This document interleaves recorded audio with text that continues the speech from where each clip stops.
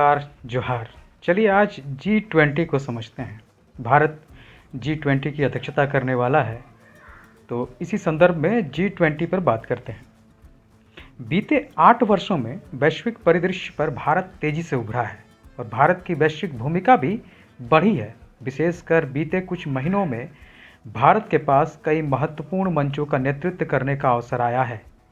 संयुक्त राष्ट्र सुरक्षा परिषद और शंघाई सहयोग संगठन के बाद भारत को 1 दिसंबर 2022 से G20 का नेतृत्व करने का ऐतिहासिक अवसर मिला है।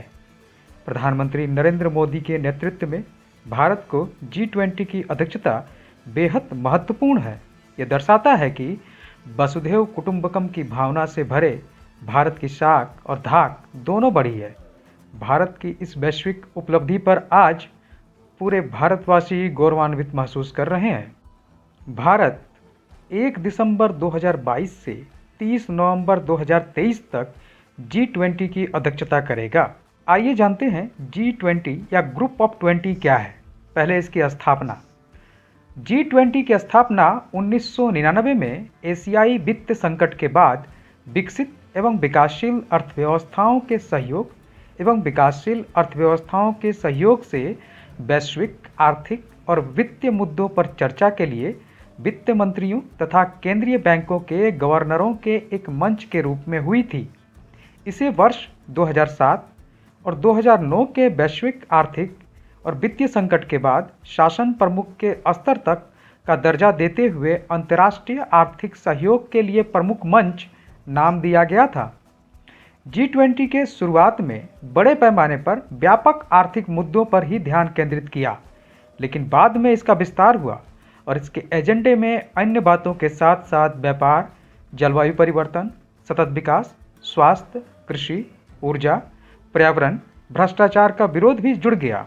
G20 के देश, इसमें 19 देश और यूरोपीय संघ शामिल हैं।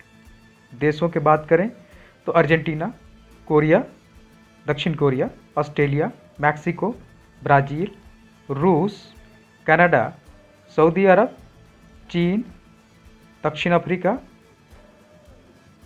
फ्रांस, तुर्की, Germany, United Kingdom, Bharat, USA, Indonesia, यूरोपीय यूनियन, इटली और जापान। यूरोपीय यूनियन के साथ कुल 19 देशों के साथ ये 20 सदस्य राष्ट्रों का मंच है। आइए इसके संगठन को समझते हैं। G20 अध्यक्ष 1 वर्ष के लिए इस संगठन के एजेंडे का संचालन करता है और शिखर सम्मेलन की मेजबानी करता है। जैसे भारत इस बार इसका अध्यक्ष है, तो वो एजेंडे का संचालन करेगा और शिखर सम्मेलन की मेजबानी करेगा। G20 में 2 समानांतर ट्रैक होते हैं, एक वित्त ट्रैक और दूसरा शेरपा ट्रैक। वित्त मंत्री और केंद्रीय बैंकों के गवर्नर वित्त ट्रैक का नेतृत्व करते हैं, जबकि शेरपा ट्रैक का नेतृत्व शेरपा करते हैं।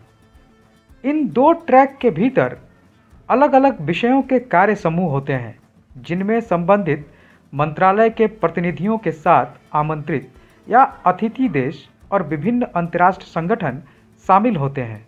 शेरपा समूचे वर्ष वार्ताओं की देखरेख करते हैं, साथ ही शिखर सम्मेलन के एजेंडा के विषयों पर चर्चा करते हैं और G20 के खास कामों में समन्वय करते हैं।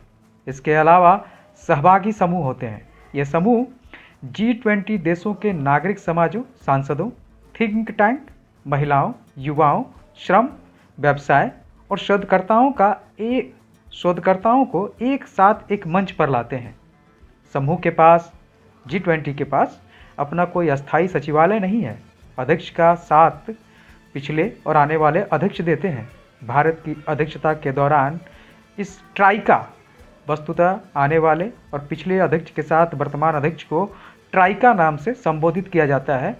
ट्राइका में 3 विकासशील देश अभी हैं, इंडोनेशिया, भारत और ब्राज़ील। समझते हैं और शेरपा ट्रैक को। प्राथमिकताओं पर चर्चा करने और अनुशंसाएं प्रस्तुत करने के लिए शेरपा ट्रैक के माध्यम से 13 कार्य समूह और 2 इनिशिएटिव भारत की अध्यक्षता में मुलाकात करेंगे। इस कार्य समूह में G20 की निर्णय लेने की प्रक्रिया के भाग के रूप में कार्यकारी समूह में विशेषज्ञ और संबंधित मंत्रालय शामिल होते हैं, जो अंतर्राष्ट्रीय स्तर पर प्रासंगिक अनेक मुद्दों के गहन विश्लेषण में अग्रणी भूमिका निभाते हैं। इसमें कृषि, भ्रष्टाचार रोकना, संस्कृति, डिजिटल अर्थव्यवस्था, आपदा जोखिम कम करना, विकास, शिक्षा, रोजगार, पर्यावरण, जलवायु स्थिरता, ऊर्जा, स्वास्थ्य, व्यापार, निवेश जैसे क्षेत्र शामिल हैं। इस बार भारत के G20 शेरपा अमिताभ कांत हैं। विभिन्न कार्य समूह के माध्यम से शेरपा अपने देश के हितों के पक्ष में माहौल बनाते हैं। हालांकि G20 शेरपा का पद प्रभावशाली है, लेकिन उनके पास समझौते का अधिकार नहीं होता है।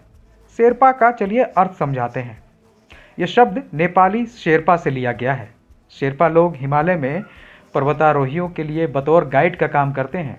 G20 समिट में हर सदस्य देश से एक ही शेरपा शामिल हो सकता है, जिसकी नियुक्ति सरकार करती है। इस पद पर देश का राजनीतिक अनुभव रखने वाले नेता या वरिष्ठ सरकारी अधिकारी में से कोई भी नियुक्त हो सकता है। अगला वित्तीय ट्रैक। G20 वित्त ट्रैक वित्त मंत्रियों और सेंट्रल बैंक गवर्नर, केंद्रीय बैंकों के उप प्रमुखों और विभिन्न कार्य समूहों की बैठकों के माध्यम से वैश्विक व्यापक आर्थिक मुद्दों पर चर्चा करता है।